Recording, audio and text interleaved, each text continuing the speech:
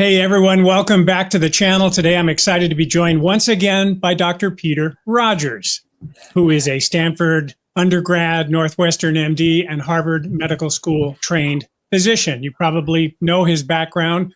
He scored at the very top of the boards, top of his class, and quite frankly, he's one of the smartest people who I get to talk to here. So he's back today to continue our conversation about this book, Food. It's a new book, Food, Mood, and IQ, 100 Ways to Be Happier and Smarter. This book it's fascinating, it's provocative, it's a deep dive into how our diet and lifestyle impact not just our physical health, but also mental clarity, mood, and overall function. So today we're continuing our exploration in the chapter on hypertension, atherosclerosis, and heart disease. Excuse me. And we'll also touch on some fascinating connections Dr. Rogers makes throughout the book, from neuroinflammation linked to leaky gut to plant nitrate pathway for nitric oxide you've heard about, and even the surprising life cycle of the sea squirt. In our last video, we unpacked who won the great olive oil debate. And spoiler alert, we agreed that adding olive oil to a low-fat, whole food, plant-based diet is not a great idea. And why not? Because of heart disease. And heart disease isn't some fringe issue. About half of American adults either have it or are well on their way, and it remains the leading cause of death, responsible for roughly 1 in every 3 deaths in this country. So I say ignore the new studies done by people who get a lot of money from the olive oil industry and just focus on the vegan doctors who can prevent heart disease. Anyhow, today's talk is going to be packed, an eye-opening episode. So Peter, what do you say? Let's get to it. Okay, sounds good. Okay, so we're continuing where we left off. We're on a page, if you have the book with you, page 189. And so what we're talking about is what things cause brain damage. And one of the things, this is my theory, the Peter Rogers, MD, supply and demand theory of neurodegeneration. And the benefit of having a detailed theory of what causes brain damage is then you have a list of all the things that damage your brain. And most people's brains are nickel and dime to death. I typically see patients that have anywhere from 10 to 30 things causing brain damage. So the smart move is learn what they are and avoid them. It's usually pretty easy to avoid them. Okay, so the first one, we're going to talk about the famous beta-amyloid protein. And beta-amyloid protein, you probably heard about it in the context of so-called Alzheimer's disease. In an earlier lecture, I explained why, yes, there is a genetic form of Alzheimer's disease, but most of the so-called sporadic Alzheimer's is really a misnomer, and it doesn't even for the most part exist. Okay, I talked about that in my previous lecture, but there is something interesting about beta-amyloid protein. It'll circulate in the periphery, that means in the blood outside of your brain, and it'll be removed by an insulin-degrading enzyme, IDE, okay? But the insulin-degrading enzyme has higher affinity for removing insulin from your blood. When you eat a high-fat diet, you get elevated insulin in your blood. And that means your insulin-degrading enzyme gets used up in the process of removing insulin. So when you use up your insulin-degrading enzyme, it has higher affinity for insulin than it does for beta-amyloid protein, BAP. You then run out of insulin-degrading enzyme, and BAP rises to higher levels in your blood. When it rises to higher levels in your blood, it can recross the blood-brain barrier and go from the periphery of your body into your brain parenchyma.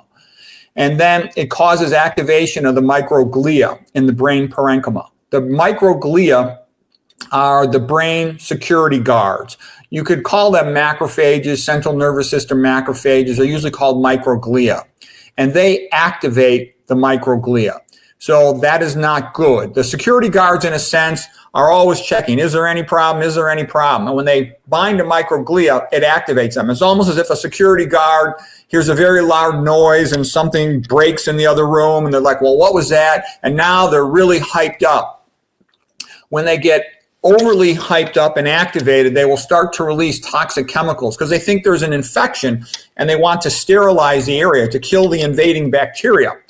And the problem is that will cause collateral damage of your brain cells. And I can also tell you, if you can ask any doctor, what are the the stupidest patients that a doctor commonly meets, okay? You routinely see, people on dialysis tend to have very low intellectual function. They're sort of a very common low functioning group of patients. That's number one. Number two, patients with sleep apnea. Okay, they're falling asleep when they talk to you. They have very difficult time answering and making an articulate sentence. And the third group of patients that are notoriously stupid are the diabetics. There's multiple reasons why diabetes causes brain damage and makes people stupid, but this is a big part of it. Beta-amyloid activating the microglia, causing. There's multiple other reasons. I've talked about them in some of my other lectures, and I'll return to that subject. I have even entire lectures on why diabetes causes brain damage. But just be aware, this is an easy thing to prevent. The high-fat diet's causing insulin resistance, leading to insulin levels in your blood going up. So just don't eat high-fat diets. It's a pretty simple thing to do, okay? All right, the next thing is you want to avoid traumatic brain injury. Traumatic brain injury will also activate the microglia, and they'll start releasing toxic chemicals into your brain. There's something called, everybody's heard of nitric oxide from the endothelium. All right, that comes from an enzyme called eNOS, E for endothelial cell, NOS, nitric oxide synthase. And that's a good thing in the arteries of your body, all right, to open them up. And that's only on for, brief microseconds at a time, releasing tiny amounts of nitric oxide as needed. But when you activate the microglia in your brain, that switches on a different enzyme. Instead of being iNOS, the eNOS is in the endothelial cells, they turn on iNOS. iNOS means inducible nitric oxide synthase.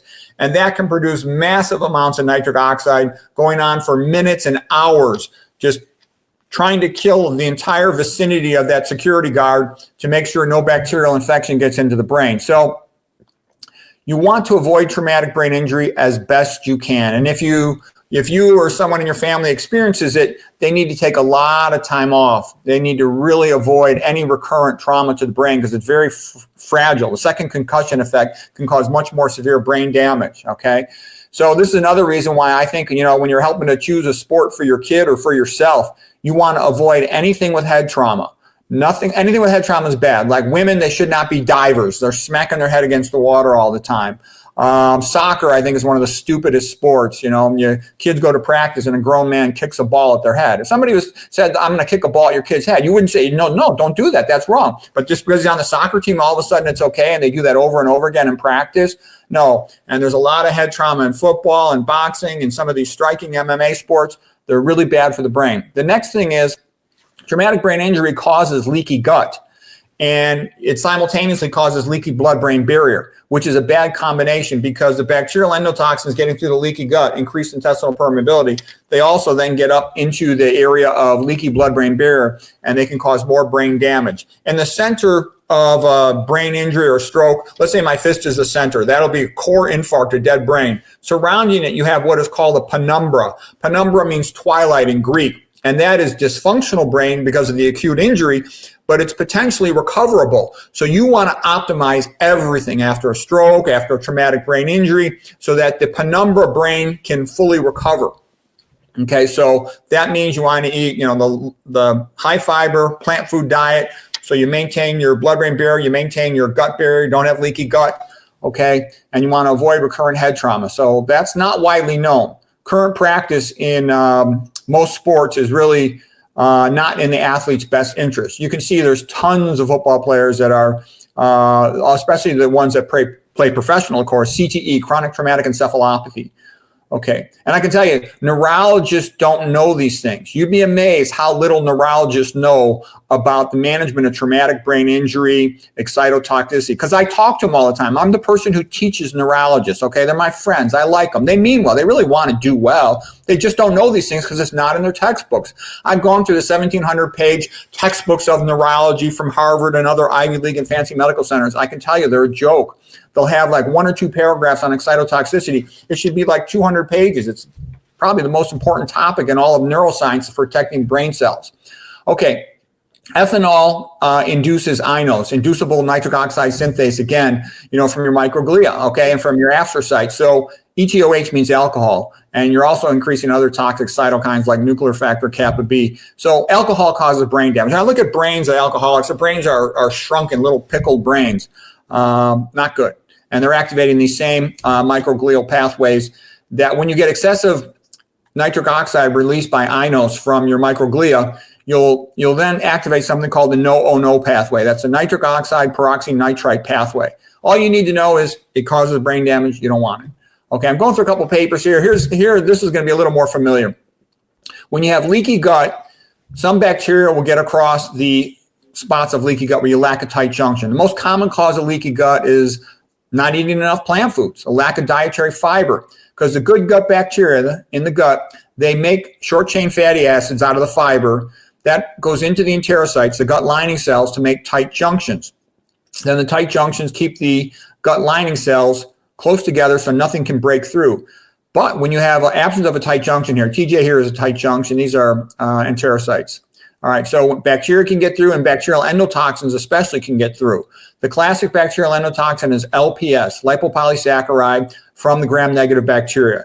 You also get lipoteichoic acid from the gram-positive bacteria, and it does much the same thing. And then the bad news is that when a person has leaky gut, they routinely simultaneously have leaky blood-brain barrier. The reason is the same butyrate that is used by the enterocytes of the gut to make tight junctions is also used by the endothelial cells of the brain to make tight junctions. So when you get leaky gut, you usually get leaky blood-brain barrier. And what that means is bacterial endotoxins that get into your blood, they can travel up to the brain. And once they contact the brain parenchyma just means brain tissue, the microglia, the security guards of the brain, they get activated. They have what is called PRR, pattern recognition receptors.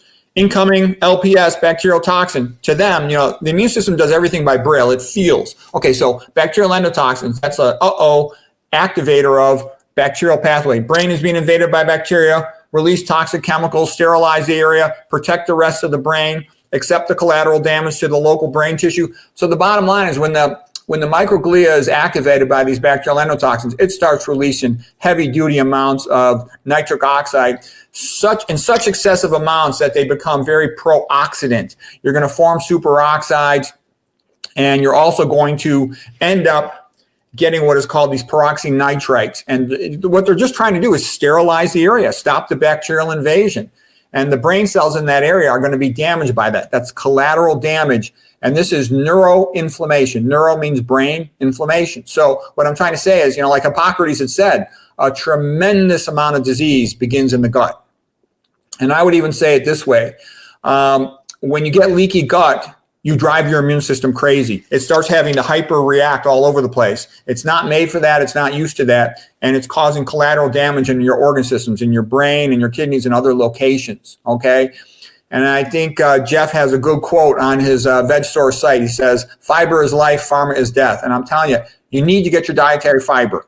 Dennis Burkett said we probably eat 100 grams a day or more when we eat our traditional diets. Okay. If you eat a plant-based diet, you should be getting a minimum of at least 45 or 50. I probably eat about 100 when I looked at my diet, by the way, per day, 100 grams of fiber per day. Yeah. Average American's only eating about 5 to 10 grams of fiber per day. Not enough. And there's other things that'll cause leaky gut. I talked about this in a previous slide, but just briefly to review them. Alcohol, of course, the chlorine in tap water, the F- in tap water, the GP, glyphosate on the non-organic soy, and they spray it on other things too. They'll spray it on non-organic oats, so you got to be careful. If you're eating oatmeal, you want to eat organic oatmeal. They'll spray it on non-organic beans. If you're eating beans, especially like in Canada, because it speeds up the growth system. It causes the leaves to collapse off the plants, and they can harvest them more rapidly before frost sets in, okay? But anyways, that's what that's all about. And when these bacterial endotoxins get in the brain inflammation, you start losing brain cells. You have 100 billion brain cells, so you're not going to become demented overnight, but you don't want to be losing them. You don't want to be losing them for no reason, just out of ignorance. Okay. All right. Normally the microglia do good things. They're there to be security guards and protect your brain cells, and they're involved in a lot of positive things. But when they're getting abnormally activated by this inflammation, they cause brain damage. So now I'm going to go through things that activate microglia. And I can tell you this, neurologists don't know this. If you read the neuroscience research papers, which I do, you will see this is common knowledge, and it's very useful knowledge, but it's not in any of the neurology books I've ever seen. Okay, here's other things that can activate microglia, the brain security guards. Chronic psychological stress. So you got to figure out how to manage your stress. I mean, some stress is normal. It's part of life, but you don't want a chronic elevated psychological stress without a good reason. So structure your life to avoid doing things that unnecessarily stress you out. Avoid toxic people to the extent you can, okay? Don't watch the news at night on TV and stress yourself out for no reason, okay? Chronic sleep deprivation. Your brain repairs itself while you're asleep. Your brain cleans itself while you're asleep through the glymphatic system, okay? So you want to try to get your sleep. Usually that means going to bed earlier, keeping your room dark, and avoiding things that cause you to wake up unnecessarily. Be careful about chronic corticosteroid medications. People sometimes end up on those for autoimmune diseases and for other conditions. But man, if you have an autoimmune disease and you can reverse it with a low-fat vegan diet, that's a smart move to do rather than having to go on to these more powerful medications with lots of side effects, okay? Caffeine is also an activator of microglia. It's also a vasoconstrictor, lowers the blood supply to the brain. So caffeine is not good for your brain. It's bad in multiple ways. It's an immunotoxin activating microglia. It's an excitotoxin overstimulating your brain cells. Basically, I'm going to real quick review my theory of supply and demand for brain degeneration. This is a Peter Rogers, MD, supply and demand theory of neurodegeneration. You have a neuron at baseline has a certain metabolic rate, and you have an associated level of oxygen and glucose delivery. That's called neurovascular coupling. We'll call it supply and demand need to match. All right, so if you increase the metabolic rate of the neuron because you stimulate it with an excitatory neurotransmitter. In this case, caffeine causes more glutamate release. Glutamate is 90% of the neurotransmitter in the cerebral cortex, and it is an excitatory neurotransmitter. It's like flipping the on switch to activate the neuron. The opposite of glutamate is GABA. GABA is like turning the switch off, but it's only about 5% of neurotransmitters in your cerebral cortex. The other 5% is made up of all the common neurotransmitters that everybody's heard of. That's things like serotonin, dopamine, epinephrine, acetylcholine, norepinephrine, that sort of thing. So what I'm saying here is that when you activate the brain cells, you increase the metabolic rate because of these stimulants that increase glutamate. Same thing in the stuff in the food. Monosodium glutamate, manufactured free glutamate, they'll ramp up the activity of the brain cell. But then if you eat a high-fat diet, because of the blood sludge, you're going to decrease the oxygen delivery to the cell. So you're going to widen the gap between the brain cell's metabolic rate and the oxygen and glucose delivery. So supply and demand are starting to not match. Caffeine is extra bad for this because it's a vasoconstrictor, and it especially constricts blood flow including to the frontal lobes and the hippocampus, your memory center and your thinking center, because it's part of the acute stress response where you don't need to think a lot. You just need to climb that tree. The metaphor for stress is being chased by a tiger in the dark. Okay, that's how all medical students memorize all the manifestations of stress. And so it's not a time for contemplative thinking, long into the future. So caffeine lowers blood supply to the frontal lobes by as much as 25%. Again, you're hurting your supply and demand matching, okay? If you're on methamphetamine for attention deficit, somebody's taking cocaine.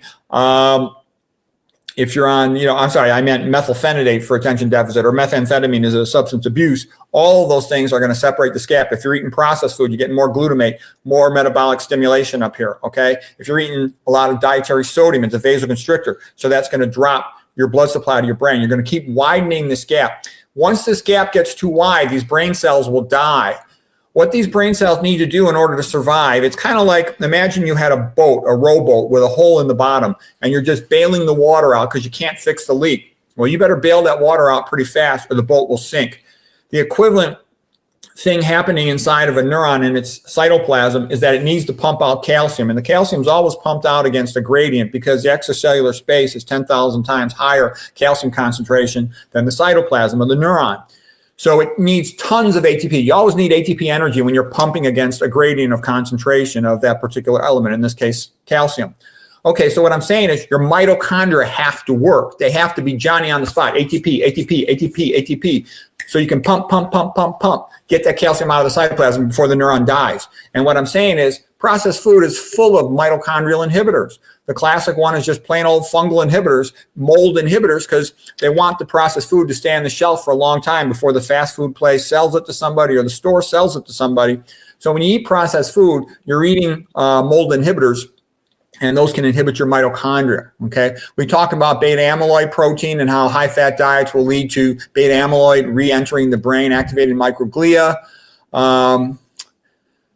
We talked about bacterial endotoxins. These, again, are things that activate microglia. Atrazine is a herbicide sprayed on corn that's not organic, and that will also be able to activate microglia. It's also a mitochondrial inhibitor, so you would see that as a double bad, okay? It is activating your microglia, ramping up inflammation, and simultaneously it's dropping your mitochondrial ATP production in your neuron. Not bad. It also feminizes people. That's what, you give that to a male frog and it turns into a female, atrazine.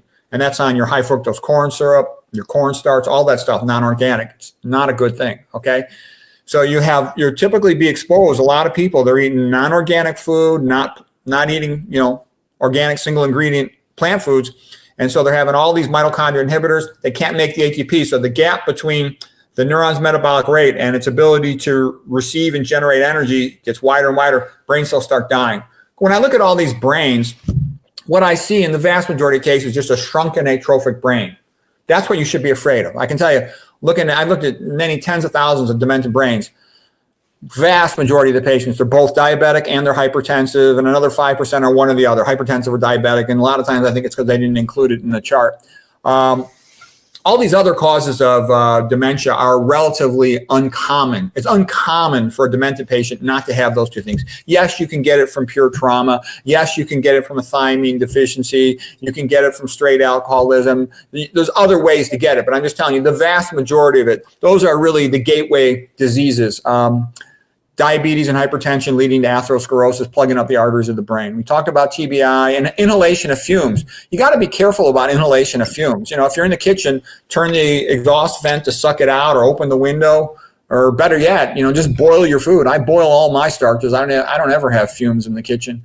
Another thing too, all these chemicals people are spraying all over the place, they're bad. You want to avoid them. You want to live simple like Adam and Eve, but keep your indoor heating and plumbing, okay? You go to the bathroom. Let's say you go to a public bathroom and some knucklehead puts air freshener in it. They stink up the bathroom. It's like, I would get out of there. I'd rather smell the stink of the person than smell the stink of the air freshener. They're toxic, okay? And you have your olfactory nerve goes right back to your brain. That's why you don't ever want to use these deodorants, spray on deodorants or spray on anything, because you inhale it through your nose, it can go right back to your brain. Typical deodorant's got aluminum in it. That's a powerful neurotoxin. Major cause of brain damage. Okay, that's why you want to filter your water with reverse osmosis filter, because you want to get the aluminum out of there. You also want to get the F- out of there, the fluoride out of there, because the fluoride in particular forms complexes with the aluminum that cross the blood-brain barrier, get into your brain, that cause brain damage. Okay, if you think about it, why is fluoride put onto so many medications? Because it binds tightly, reduces the polarity, and then the medication becomes more able to traverse the blood-brain barrier. Look at Prozac. What's the real name for Prozac? The antidepressant, SSRI, selective serotonin reuptake inhibitor. It is fluoxetine. The F is for the fluoride, okay? That's very common in neuropsychiatric medications, okay? To get them into the brain where they can cause more damage. Okay, surgery is kind of like traumatic brain injury, ischemia. We talked about that, from hypertension, diabetes. Other causes of inflammation, you want to avoid them, okay? Vagus nerve stimulation from the gut will... Okay, we talked about inhaled aluminum from these sprays. You don't want to ever use these deodorants. You don't even need to use deodorant. When you walk in the door, you say, hi, how you doing? Nobody sniffs each other's armpits. We're not like dogs.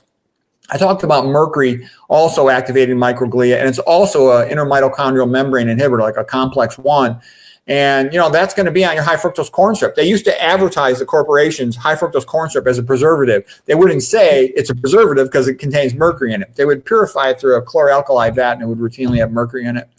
Okay, and then the way science works, I have a friend who is a PhD postdoc microbiology researcher, and he has a friend who did some of the research back in the 1990s on high fructose corn syrup and discovering that it contains mercury as a mercury routinely as a contaminant.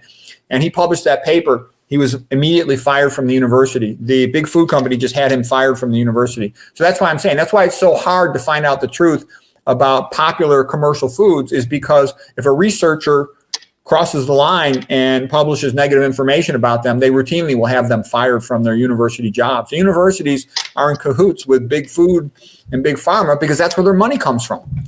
Okay, brain infection, sick building syndrome, alcohol, we talked about that. Chronic opioids can do the same. And you can get vicious cycles going whereby the release from the dead neurons activates other neurons, like let's say they release their glutamate and stuff. So that's why you want to take it real easy for a while after a traumatic brain injury or a stroke and whatnot. Okay, here's a guy by the name of Jared Younger. He is a PhD neuroinflammation researcher. He has a good YouTube channel. It might even be just called Jared Younger. But anyway, here's a nice quote from him. If you want to save the brain, you have to be able to turn off microglia, okay? Now, those are the words of a person who has studied microglia and neuroinflammation and excitotoxicity.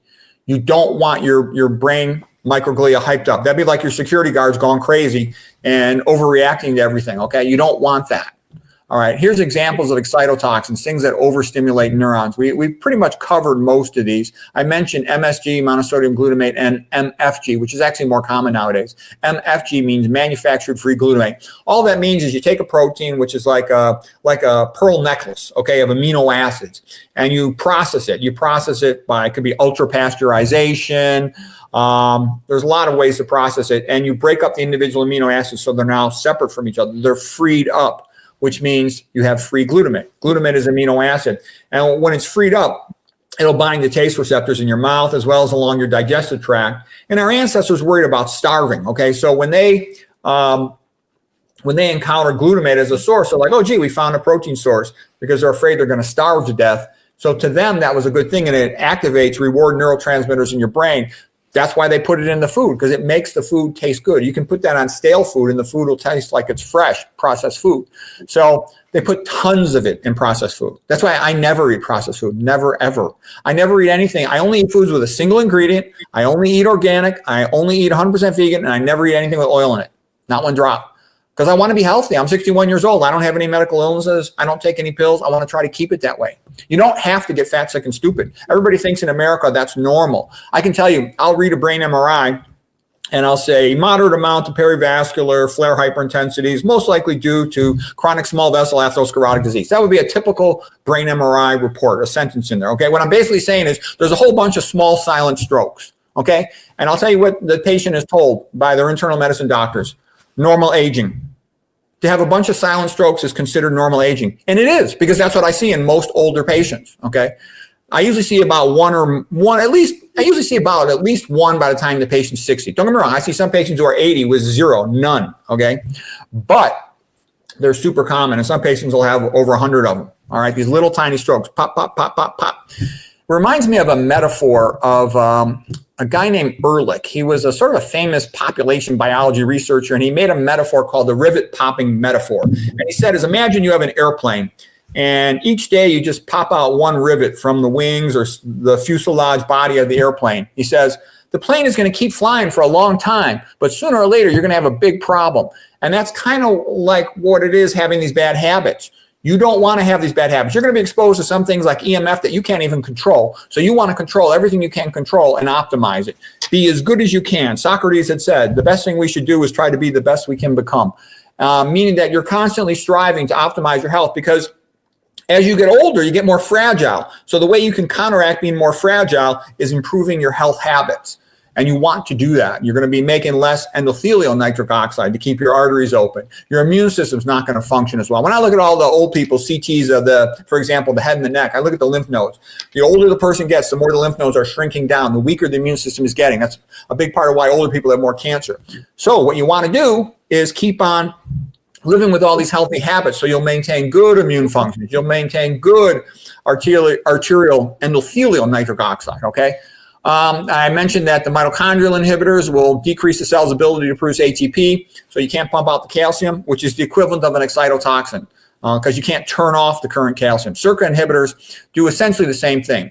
SERCA the S is for sarcoplasm. Really, what you're talking about in a neuron is the endoplasmic reticulum, calcium ATPase. Those are pumps to pump calcium from the cytoplasm into the endoplasmic reticulum, again with the goal of lowering cytoplasm calcium, okay? If some of this material sounds a little complex, I apologize for that. But in my earlier lectures, I went through neuron physiology to make sense out of all this. I've got a bunch of lectures on this. We're kind of going in continuity through the book. We're on page 194. So you'll see this will be pretty straightforward if you review those slides, if it's not familiar to you already. Hypoglycemia has an excitotoxin effect. because you can't make ATP. So you're basically not going to be able to get that calcium out of the cell. Hypoxia does the same thing. Most people are deficient in magnesium and potassium. Those are, you want to know, your three most common nutrient deficiencies in the United States and the Western world are people don't eat plants, so they're deficient in potassium. P for potassium, P for plants. They don't eat plants, so they're deficient in magnesium. Magnesium is in the center of chlorophyll. You get that from eating plants with chlorophyll, okay? And the last thing is fiber. There is no fiber in animal foods, so people who don't eat plant foods, they're fiber deficient. Those are the three most common deficiencies, and those make people very sick to not do that. They get all the Western chronic diseases. Instead, they're eating these high-fat, high-animal protein diets. Okay, we talked about mercury. We talked about aluminum. Oh, sulfites is another tricky little thing. They can be in a lot of wines and vinegars. They're sort of a preservative, but yeah, you don't want those. You know, like if you're going to have vinegar, some people think vinegar is a health food. I would say just try to get one without sulfites in it because it can have a bit of an excitotoxin effect. Let's see. Chronic caffeine activates microglia. We talked about that. Activating the security guards of the brain, making them overreact to stuff, risking brain damage. LPS causes depressed mood. This is another thing too. I see lots of people who are on psychiatric medications, and they think, oh, I've got problems with anxiety, depression, and all this. Most of the time, sometimes, yeah, sure, they have a sad event in their life, but a lot of times, the reason they're anxious and they're sad is because their brain is inflamed from eating these lousy diets, causing leaky blood-brain barrier and neuroinflammation. So, these papers all show when people eat high-fat diets, their memory decreases and they'll have more anxiety, more depression. So you make yourself stupid, sad, and anxious. Why not fix that? So start optimizing your diet. It's not rocket science. Here's another one. Atropine appears to activate microglia in the brain. There's lots of these papers. We're not going to go through them in detail, but I'm letting you know your brain's not made for this stuff. And, inflammatory dietary pattern increases risk of depression in women, okay? So the other thing I'm also saying is if you have one of these problems, you're feeling more anxious than you should, you're feeling more depressed than you think is appropriate to the context of your life, fix this stuff. Become a low-fat, low-sodium vegan with no oils. I mean, it just makes sense. Your mood will improve. I can't guarantee you'll come back to baseline, get off your meds, but those psychiatric medicines are famous for causing a gradual, slow lobotomy. The best psychiatrist who ever lived was a guy named Peter Bregan, and he said, all psychiatric medicines cause a slow, progressive lobotomy. Antipsychotics can cause a relatively fast onset lobotomy, chemical lobotomy. There's a guy who's got a good YouTube channel. His name is Joseph. I don't know what his first name is. Joseph. Josef, I think. And he's a psychiatrist who's been very frustrated with all the side effects of these drugs. So he's got lots of good videos on this subject. You'll check it out. All of them will tell you the same thing. Joanna Moncrief, Whitaker's books. He's not a psychiatrist, but you'll see that's pretty common knowledge amongst the people who've actually studied it. Okay, endotoxin reduces ventral striatum responses to reward. Yeah, so these are basically making yourself depressed. Because remember, the title of this book is Food and Mood. Well, how does food affect mood? So what I'm saying is when you get leaky gut, you get bacterial endotoxins contacting your brain tissue, you get your microglia security guards releasing excessive amounts of toxic chemicals to kill the so-called invading bacteria that they sense, and that causes brain damage. And when your brain's inflamed, you feel sad. You feel kind of a little bit of brain fog, and you're not happy. You're not going to be happy if your brain is inflamed. So you know what to do to avoid it. I just gave you the answer, so avoid it. In a sense, typically what happens to most people, they're suffering. They know their brain function is going down. They're kind of sad. They're a little cloudy in their thinking, but they have no idea what's causing it. Basically, it's as if they're walking down the street and an invisible car is coming towards them. So what I've done is I've made the car visible. You know what the problem is. Avoid this stuff. Just go through that list. Say, am I exposing myself to any of this? I shall no longer do that. And you will most likely see some improvement. Volatile organic compounds are also activators of autoimmune diseases. Okay, so this means pretty much, here's a good rule of thumb. God gave you a nose for a reason. If something smells bad, it probably is bad for you. That's pretty reliable, actually. You'd be surprised. Avoid it. Avoid the cleaning chemicals. If you have to work with cleaning chemicals, open the window. Maybe put the fan on to blow them away from you so you're not inhaling them. Anything that's killing bacteria is going to be toxic to the human body as well. Furniture making chemicals, waxes, varnishes, solvents, paints, all these things are toxic to you. Toluene, formaldehyde, xylene, trichloroethylene, benzene, they're all toxic. So avoid them as best you can. If you live near a paint factory, then move, okay? You don't want to be exposed to all these things. All right, so that pretty much covers what I'm going to say about microglial activation and neuroinflammation. So I know that was a little bit detailed and technical, but I think if you take a quick look at that list, ask yourself if you're being exposed to any of it, and avoid those things, I think you'll find that helps optimize cognitive improvement. Because I learned a lot, like my old wrestling coach in college, one of them, there was the two Schultz brothers, they're both fantastic. I learned the psychology from Mark Schultz, but from Dave Schultz, I learned that you just try to improve every little thing. And let's say in your wrestling technique, your fitness, everything, and you will get better. You won't even see necessarily where it's coming from, but all of a sudden you'll be significantly better. And that's what you want to do with health too. Okay, this right here is a drawing of Dennis Burkitt's abdominal pressure syndrome. So Dennis Burkitt was one of Dr. McDougall's mentors. He was an Irish physician who was working as a Christian missionary in Africa, and he stayed in Africa for at least 17 years. He initially became famous because he discovered the pattern of infection, or was thought to be infectious, of what is called now Burkitt's lymphoma, cancer of the jaw, okay? And that actually is in the books because there was a lot of research at that time trying to figure out if it was caused by a virus, and that was popular with conventional medicine because they wanted to try to link it to a viral cause, okay? However, Dennis Burkitt, much more important work. How many times have I seen Burkitt's lymphoma in my life? Maybe once. I've been a doctor over 30 years. I'm 61 years old, okay? How often do I see abdominal pressure syndrome? All day long, every day. Most Americans have this, okay? So what happens is dietary fiber adds water, it attracts water to the stool. So it makes the stool more liquefied and more bulky. When the stool comes down into the rectum, it's kind of bulky and soft. What I'm basically saying here is it's normal when you defecate to defecate a cow patty or very soft little logs, okay? You should not be defecating goat pellets. You should not be defecating hard Tootsie Rolls, okay? So when you have liquefied stool and it hits your rectum, it stretches your rectum. And then once you find the appropriate moment and you sit down on the stool, the loo, your rectal muscles by reflex contraction will push the stool out of your body when you defecate, and it's virtually effortless and it's fast, okay? On the other hand, if you got little goat pellets in there because you don't have water in the stool, it's all dried out, it doesn't stretch the rectum adequately. And because of that, when you defecate, you'll have to strain your abdominal muscles. To strain your abdominal muscles at defecation, that's called the Valsalva maneuver.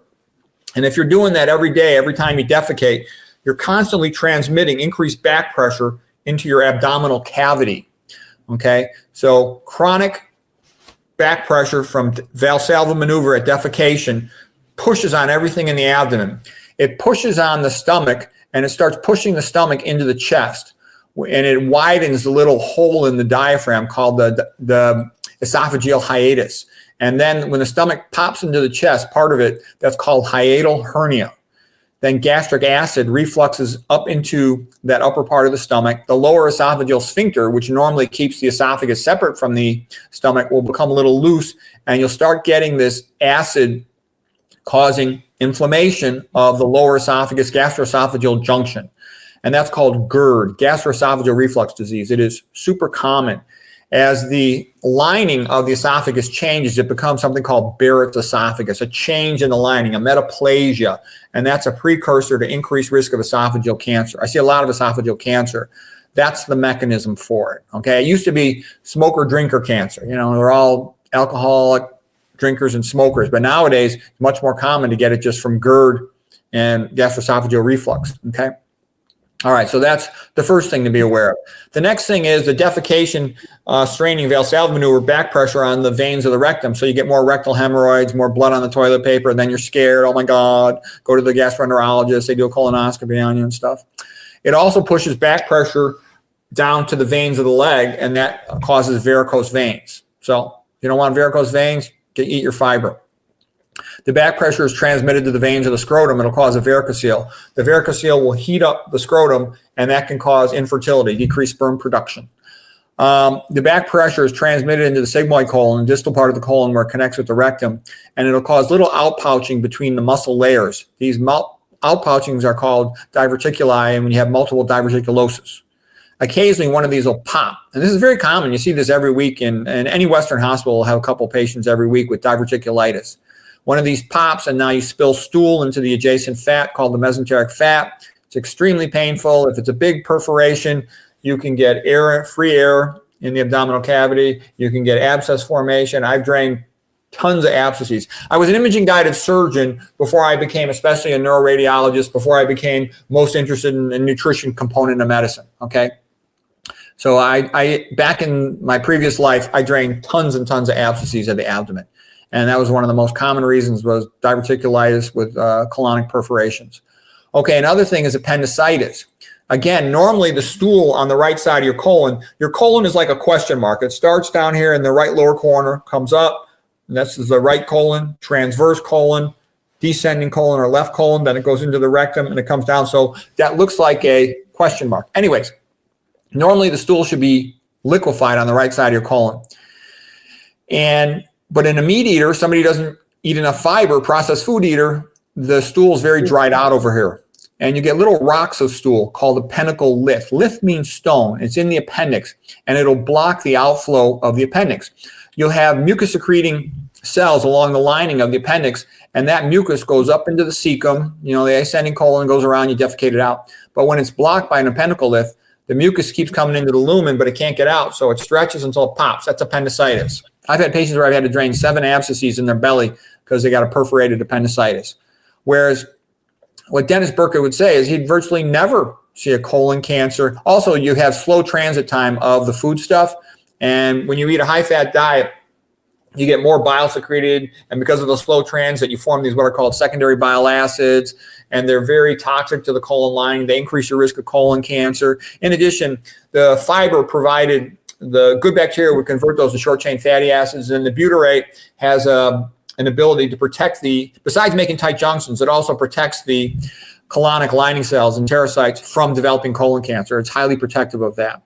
Also, the butyrate lowers the pH. It's a butyric acid, and that also has a protective effect to prevent colon cancer. Everything good happens when you eat the plant foods. That's what we're designed for. Everything bad happens when you're eating the high meat, high processed food diets and the oils and all that stuff.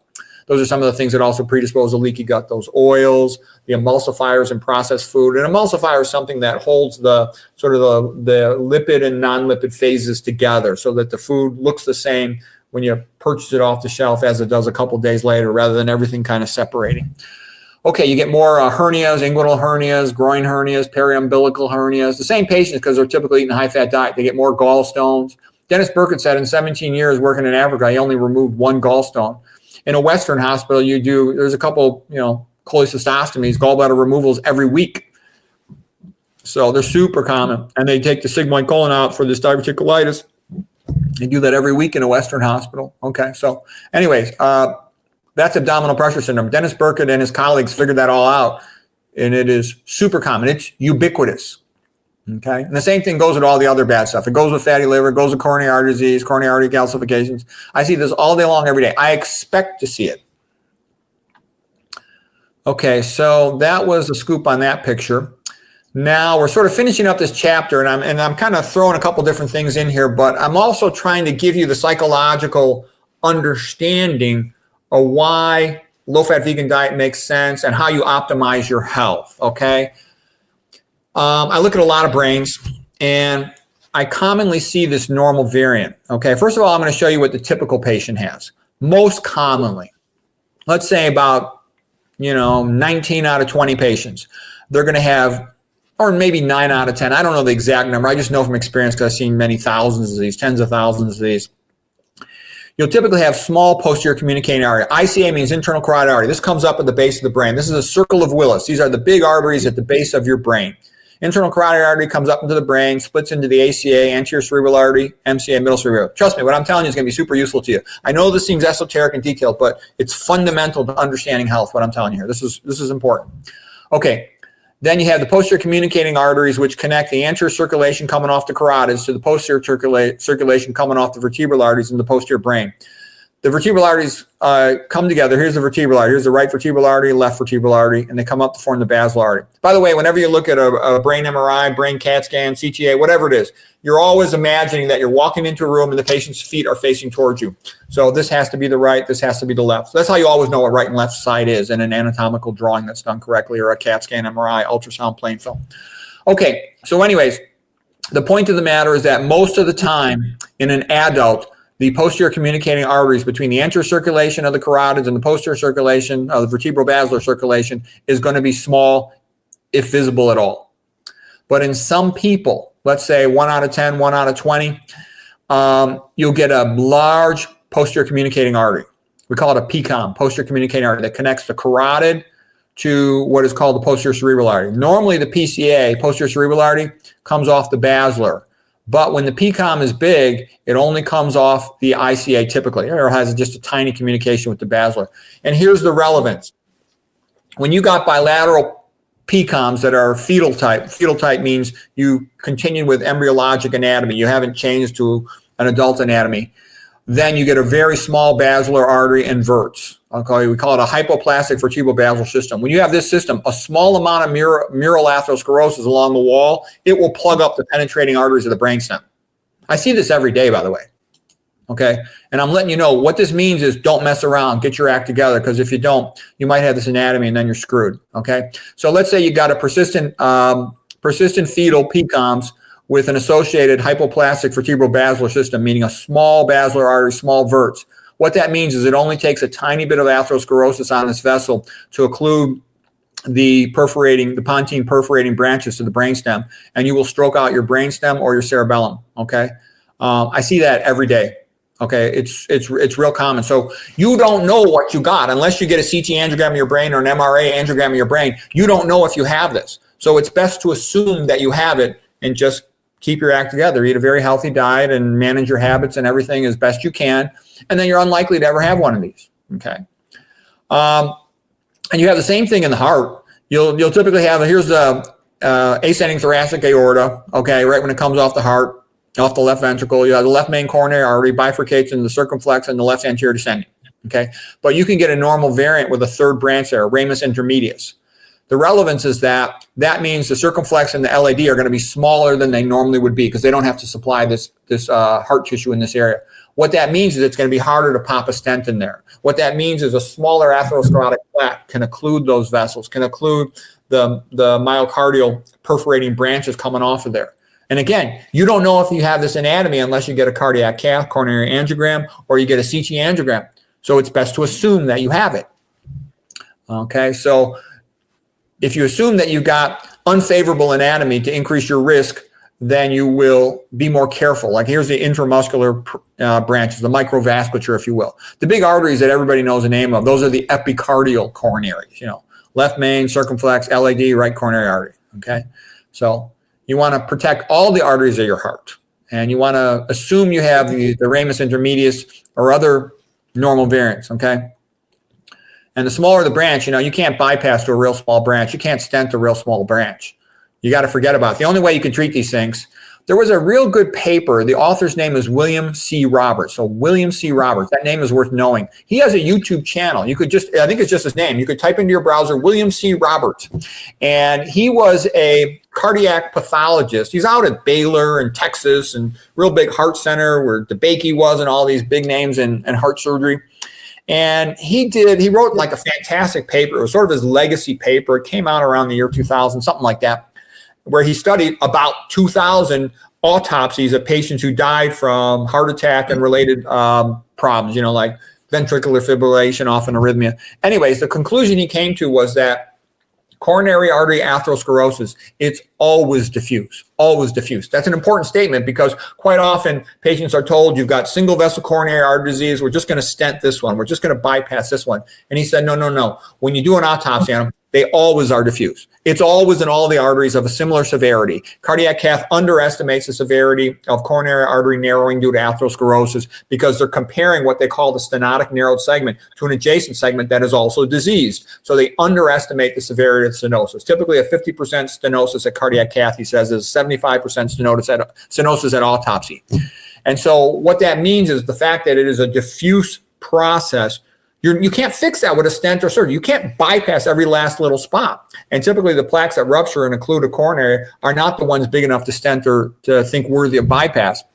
You can only treat it with drugs, and the drugs don't work so well. So what's left? The low-fat vegan diet. That's all you got, okay? If there was a better way, I would do it. I've searched. I can't find a better way, okay? And here's what I think is funny. William C. Roberts, he's the best cardiac pathologist who ever lived. He was an editor of a couple of cardiac journals and stuff. There's actually a video of him over at Dr. McDougall's just talking, but it's good to see his own lectures, okay?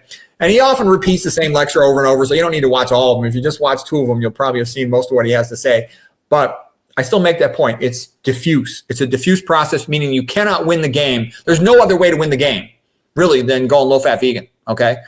You know, look at Kempner. He was reversing all these EKGs. He proved it was easy to reverse coronary artery disease. Nathan Pritikin did the same in himself and a lot of his patients. Dr. McDougall, the same in himself and a lot of patients, okay? It's well known that works. The Dr. Ornish studies, the Caldwell-Esselstyn studies, et cetera, the Armstrong studies in animals, you know, the Evergreen green monkey studies, the David Blankenhorn studies. There's a whole bunch of them. It's well proven that a low-fat, plant-based diet can reverse coronary artery disease. That's what you want, all right? You can even, there's 2 really interesting papers recently. One comes from Robert Ostfeld. He's a cardiologist in New York at Montefiore Hospital. Another one comes from Baxter Montgomery. I forget exactly what hospital he's at, but they both had patients who had congestive heart failure, a very terrible end-stage cardiac condition thought to be terminal, and they put them on plant-based diets, and they got better. Their ejection fractions came back up, and the patients were dramatically improved, okay? That's big news, okay? People would think that congestive heart failure is the end of the line for the heart. And they're like, no, we fixed it with plant-based diet. And I was kind of laughing too, because I read a paper by a guy named Martin Pall, P-A-L-L, Martin Pall. It's like a 55-page paper about the no-oh-no theory, the nitric oxide peroxynitrite theory of congestive heart failure. And it's a brilliant paper. And he's kind of saying, once you got this, you're screwed. It's a vicious cycle, nothing you can do. Progressively worsening CHF, patient dead. And I love it that Ostfeld and Montgomery, these 2 cardiologists, have basically said, not so fast. We figured out how to reverse it. Just stop the vicious cycles from running. And the way you do that's with a low-fat plant-based diet, okay? Here's papers about what used to be called coronary syndrome X. It's now quite often called coronary microvascular angina, meaning a problem in the small blood vessels of the heart. This is the type of patient who could have clean coronaries at cardiac cath, but plugged up small intramuscular penetrating branches that go into the muscle. You can't see those at cardiac cath. You can't see them at CTA. And you can't fix these again with stent or with surgery. All you can do is diet or drugs, and the drugs don't work that well, okay? So what I'm trying to say is this is a major contributor to cardiac angina and to coronary artery disease, and I believe that this is a major contributor to atrial fibrillation and congestive heart failure. So why not prevent it? The same thing helps with all of these things. These are some of the associated risk factors, and you'll see it's the same usual suspects. Your autoimmune diseases, it's more common in postmenopausal women, obesity, diabetes, hypertension, high cholesterol, sedentary, some infections, tobacco, okay? And this is a patient who might be told, oh, your cardiac cath is normal. You know, maybe it's not coronary artery disease. No. Don't give up on microvascular angina if the clinical context and the risk factors fit. Okay, so microvascular angina, coronary syndrome X, good to know about. And then Esselstyn's diet works for all these patients as far as we know. Dr. Esselstyn said any patient who truly followed his diet, none of them had a recurrent cardiovascular event. He claims that the one person he included in his paper out of 198 patients that he reported as having a cardiovascular event wasn't actually following the diet. It doesn't get any better than that. And we talked about it previously, the comparison with the so-called Lyon study, where they had an optimized version of the Mediterranean diet, where they had more than 25 times as many cardiovascular events. And that cardiovascular event would be something like a heart attack, a myocardial infarction, or a stroke, okay? So it's like, it doesn't get any better than that, okay? You won't find any better deal than that in health. Like I said, if there was some other way, I would do it. If there was some supplement I could buy, I would do it. But this is the best you can do, this low-fat vegan diet. That's why I do it. I was not a fan of low-fat vegan diets when I was a young guy. As a college wrestler, man, I would have thought vegans are a bunch of wussies, a bunch of sissies, a bunch of, hippies, Grateful Dead T-shirt wearing weasels. I would have had no interest or respect for them whatsoever. Okay, I was a macho man. I just learned that this is the way to go because that's what works. That's what keeps the coronaries up. I am completely 100% a health vegan. I want people to be nice to animals, but I could care less about animal rights. I mean, I want people to be nice to animals. But what I'm trying to let you know is I came to this because of health. I don't come to this because of animal rights or philosophy or any of this other stuff. It's just because this is what keeps arteries open, and anything in your body, your brain, your heart, your Johnson, anything, it works. It needs good blood flow to work, okay? And you see it in populations where they eat plant-based diet. Here's a quote by Dr. Caldwell Esselstyn. Coronary artery disease is virtually non-existent in the Tarahumara, the people of northern Mexico, by Copper Canyon, okay, Sierra Madre Mountains, Papua New Guinea, where they eat 93% of their calories from sweet potatoes, Okinawa, where they used to eat a lot of sweet potatoes and ate plant-based diets, and were part of the blue zones before they become modernized. They're some of the longest lived people in the world. Central Africa, like in Kenya, the Donaldson paper, 1929, Lancet Journal, 0 hypertension, 1,800 consecutive adult admissions to the hospital, okay? Nitric oxide is the most powerful vasodilator in the body. It's released by the endothelial cells of the arterial lining. Nitric oxide is the life jacket of your arteries. The number one goal of good arterial function is to maintain adequate amounts of nitric oxide. As we get older, our arteries produce nitric oxide. But the body has another way to produce nitric oxide, from plants. Eat green vegetables at every meal and keep your arteries bathed in nitric oxide. I would also add sunshine increases systemic arterial nitric oxide because you got precursors to nitric oxide production in your subcutaneous tissues. That's why you feel good when you walk out in the sun. You get this total body systemic vasodilation. Feels good. Okay, here's the nitric oxide cycle of eating plant foods. When you eat the greens, they go in your mouth, you chew them up, you want to let them roll off the back of your tongue a little bit because there's bacteria on the back of your tongue that convert the plant nitrate, which is NO3. These bacteria convert it to nitrite, that's NO2. Then it goes down into your stomach. The stomach acid helps convert it from NO2 into just NO, single oxygen there. And that then is absorbed into your blood and it causes vasodilation all over your body. This is also why you don't want F- fluoride in your toothpaste because it'll kill these bacteria on the back of your tongue, okay? You don't want that in your mouthwash, and be careful about taking antibiotics. Be careful. I'm not a fan of these proton pump inhibitors in the belly because you decrease that stomach acid. You might not make this last conversion step and you get less nitric oxide. And that's why these things can cause high blood pressure. Okay. All right. So that's interesting stuff. That's another reason why greens are your big friend. And I like Esselstyn's attitude where Esselstyn would say, no oil, not one drop. And I think that's the way you have to be. And Dr. McDougall's the same, Well, Esselstyn would say moderation kills. And McDougall would also say the same thing is you don't tell a drinker you can drink on the weekends, an alcoholic. No, you don't drink anymore. It's hard to just have a little bit of one thing, okay? It's like, in the old days, you could eat a whole pizza by yourself. Nowadays, good luck eating one piece of pizza and not grabbing more, okay, and plugging up all your arteries. It's best to not eat pizza anymore. And some people say, well, like I've had people say to me, oh, well, you're missing out on life. Why go through life when you can't enjoy anything? I said, look, being fat, sick, and stupid is not going to make me happy. Okay. I enjoy my life. I get my pleasure from things other than food. Okay. And I really love the taste of my low-fat vegan diet. I love the fact that I'm aging better than all my friends, everyone in my family, and all the doctors at work. Okay. I like that. All the nurses too. Okay. Let's see. What else? Let's see here. That's pretty well known amongst the sort of experts in nutrition that moderation, it just doesn't work. It's hard to stop at one high-fat food without eating a whole bunch of them. Okay, here was what I meant about sunshine. When the sun shines on your body, yeah, of course you make more vitamin D, but you also make more nitric oxide, and you get that systemic vasodilation, which feels real good. It's also thought there's a mechanism by which it improves the sulfation in a good way of your endothelial glycocalyx. That means the lining of your arteries. It helps them to maintain their zeta potential. Okay, atherosclerosis plaque. Let's see, we're coming to the end of this chapter real soon here. Atherosclerotic plaque, the important news, like what I already said, it's reversible in part. You're not going to reverse calcified parts. Some people say you can. I've never seen it, and maybe that'll be something new, but I've never seen it so far. You're not going to reverse the acellular fibers thing. And so what is atherosclerosis? I can tell you, I did a fellowship at Harvard with the emphasis in vascular disease, and I've been studying this for over 30 years. And the best information I ever got was from the pathologists, like Gregory Sloop and William C. Roberts. They say, you look at atherosclerotic plaque under a microscope, it's a blood clot. That's what it is. And when you start studying atherosclerosis, all of a sudden that statement, it's a blood clot, will make sense out of everything. Everything that predisposes to blood clotting will increase atherosclerosis.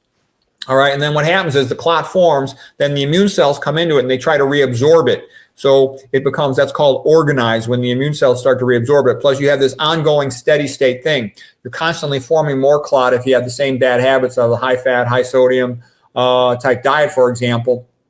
So it's constantly forming more clot. Your immune system's removing it, constantly forming. You're in a steady state relationship. And that can last for years, for decades. But as you get older, you're getting more fragile. You're producing less nitric oxide. Your immune system's working less well. These clots are likely to grow, these plaques, and plug up the artery entirely or have little parts break off and travel distal. They'll travel distal, let's say from your carotids up into your brain. That's a small stroke, okay? They travel distal from proximal artery in your heart. Small heart attack, okay? You don't want that. Versus if you go low-fat vegan, you'll start to reabsorb these yellow spots. That's the lipid core, like the foam cells, the macrophages filled up with cholesterol. Then a necrotic core filled up macrophages with the dead cells, okay? The F's right here are for fibrous tissue. And the acellular part, you're probably not going to resorb that at all either. But the part that still has cells in it, sort of like the transition phase, that might be reabsorbed. Plus, the plaque will start shrinking down. Blood flow through a vessel is over R to the fourth, so you get very rapid improvement in flow once you shrink that plaque even just a little bit. Plus, once you have a healthy diet running through your arteries, your pressure is going to improve. Your endothelial cells are going to function better. They're going to release more nitric oxide. So you can get a very quick improvement. You can see it in just days because your nitric oxide production is coming back to life, and those arteries are going to open up. You're going to get better perfusion of the heart and the other bodily tissues. So you can see a rapid benefit quickly. And, you know, they've all got those cardiac cath pictures. Like I said, Kempner's got hundreds of EKGs reversing from his low-fat diet. And then Pritikin had patients who he saw, you know, cardiac cath reversal. So did, you know, Esselstyn, McDougall, et cetera.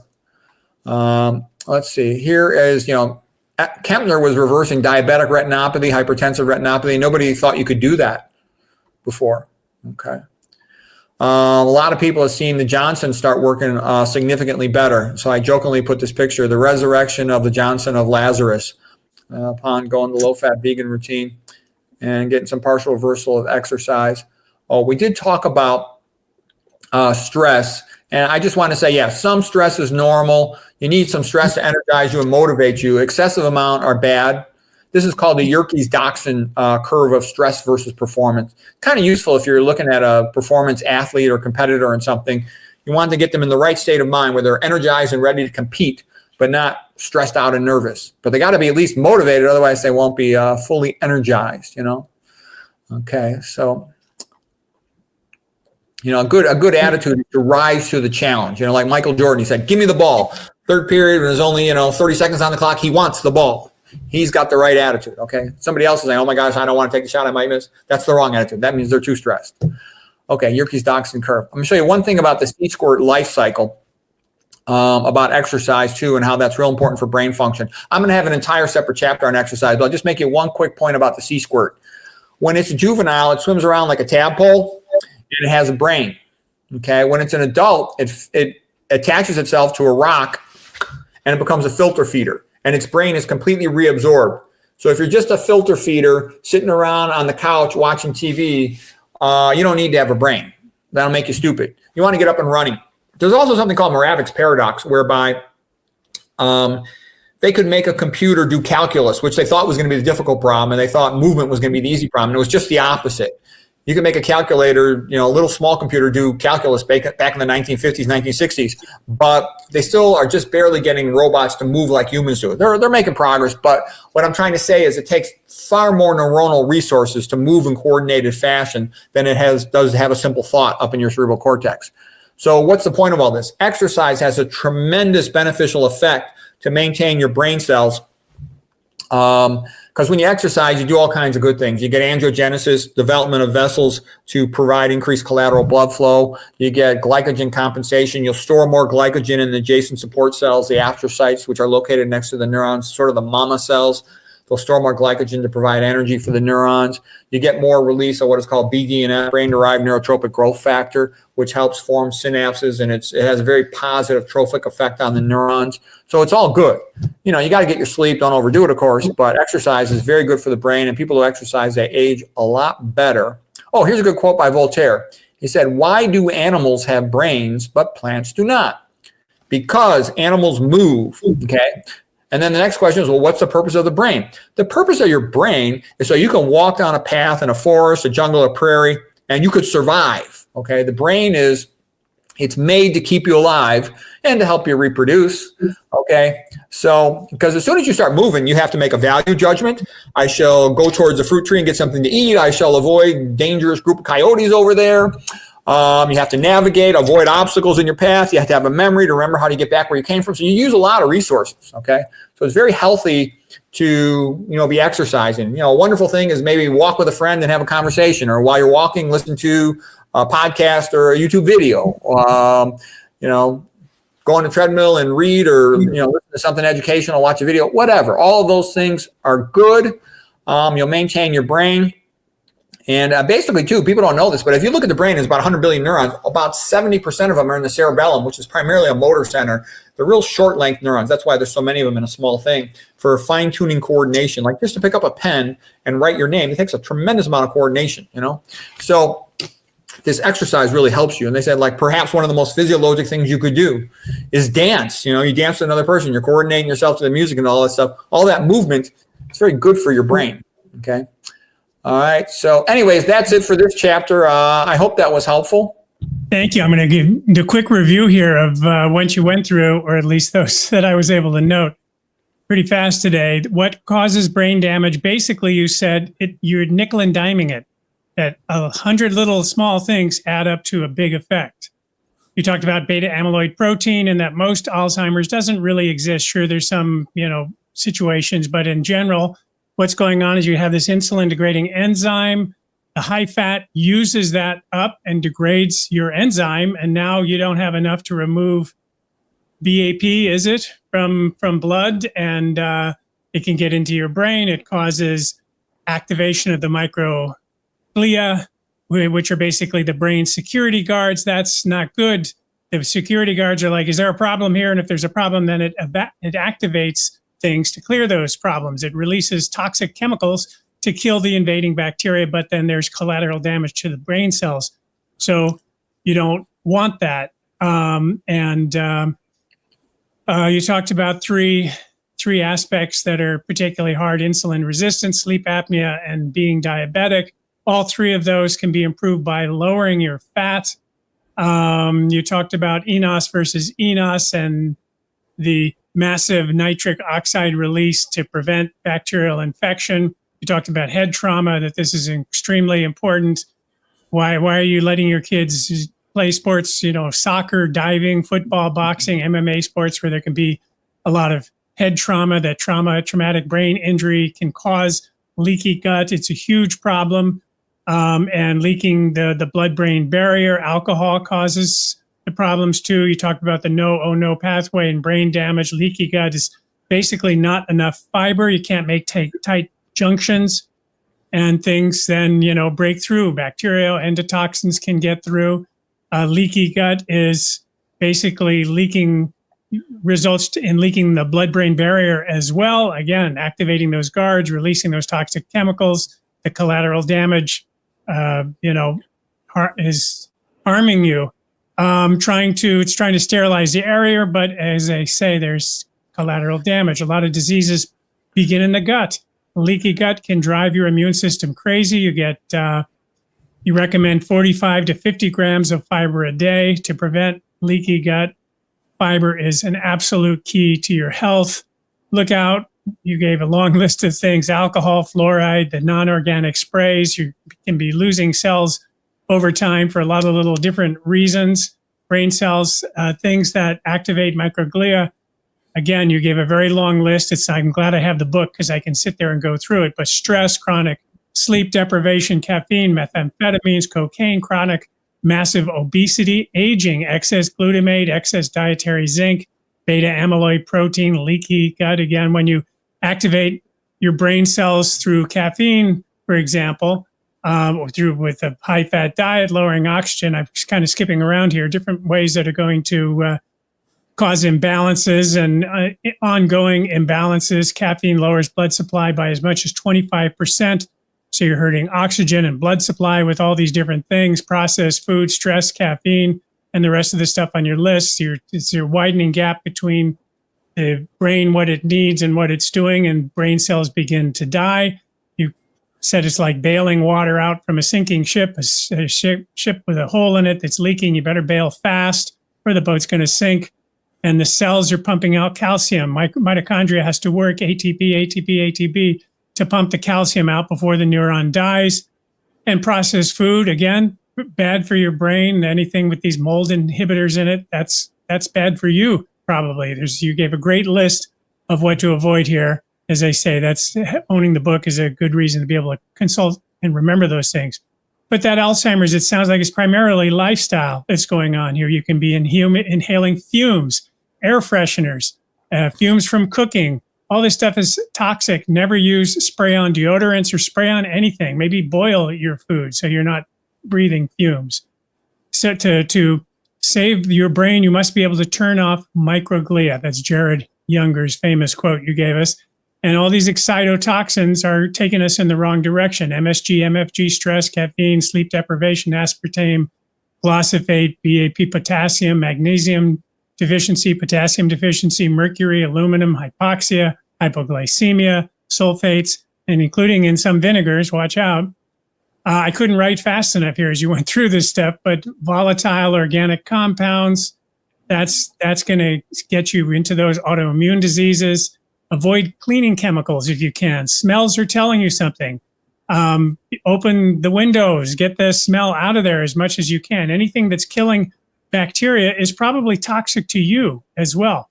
And you spoke about Dennis Burkitt and the abdominal pressure syndrome, which is so crucial for people to understand.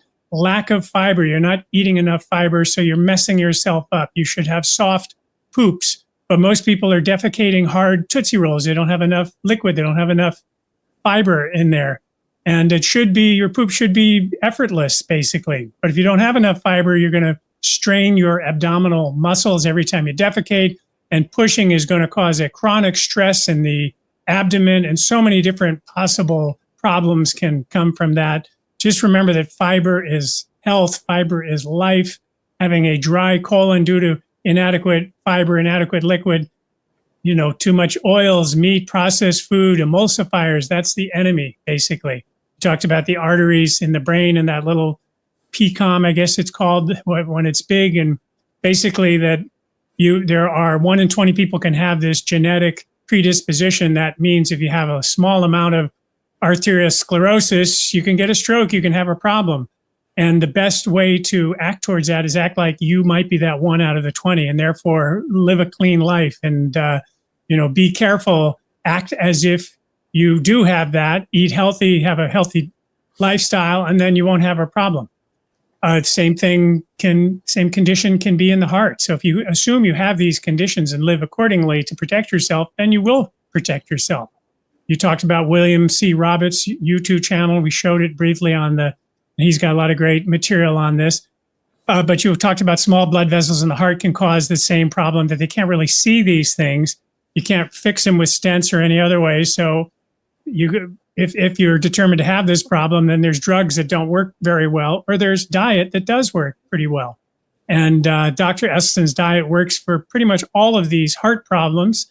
He talks about the fact that there's no heart disease in these mainly plant-based diet populations that have been studied. Zero, none. So eat greens, the bacteria on your tongue, you described how it converts it in the various ways on the way down and is absorbed into the blood and opens your arteries. Nitric oxide, avoid toothpaste with fluorides or mouthwash, be careful with antibiotics. And sunshine is very good for you, is another thing you talked about. So I just really touched on what was in your talk today. This was absolutely packed with insights.